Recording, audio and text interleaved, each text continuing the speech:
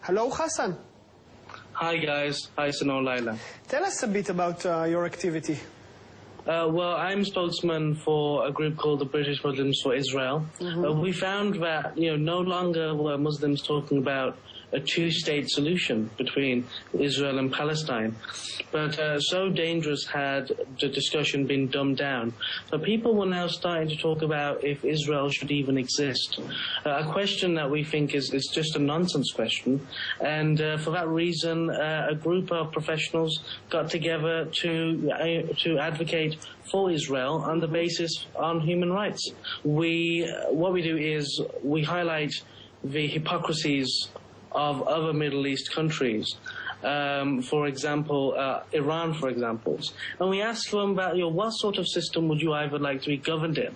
Would you like to be governed in a democratic system, a system which has respect for human rights and civic society? Or would you rather be governed in the system that, say, Palestinians in Gaza are governed in by Hamas?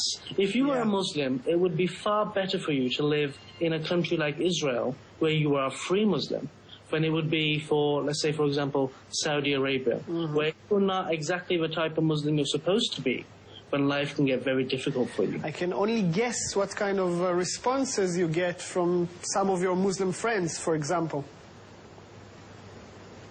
Yes, well, we've had a fruitful number of responses.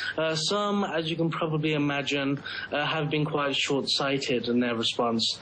And we have had some nasty emails, some nasty phone calls, but that sort of stuff we expected, and we don't let that slow us down. If anything, we fight against that. Yeah, let alone against that, but are you getting threats? Is it dangerous to be in your position right now? If Muslims across the world do not wake up and start to understand that Israel is here to stay.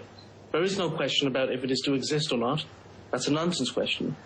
It's here to stay. And it's here to stay in a democracy. It is a place where people can live freely together.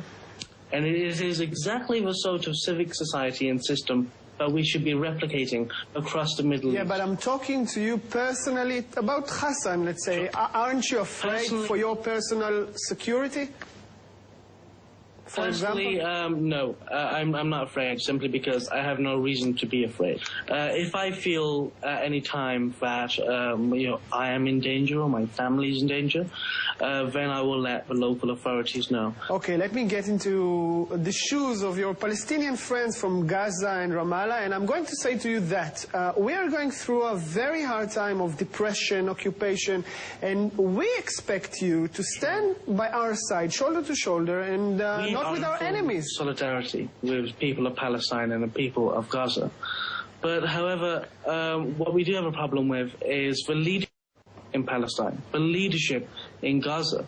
I'm afraid, the Israeli government can't in any way have a discussion with a group which completely refuses their right to exist. Okay, Hassan, I think that maybe tomorrow you're going to get a call from the Israeli Foreign Secretary, and maybe they're going to ask you to speak for them, because we can do it really good for ourselves. If they ask you to speak for Israel on, let's say, TV shows, would you do it?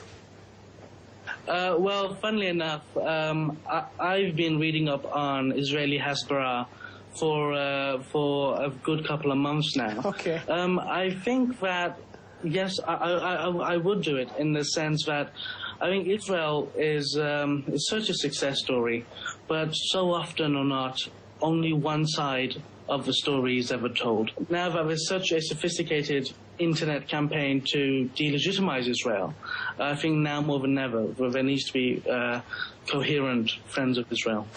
Okay, Hassan, that was truly fascinating, and I thank you very much for that. Well, it's a pleasure's mine. Pleasure's mine.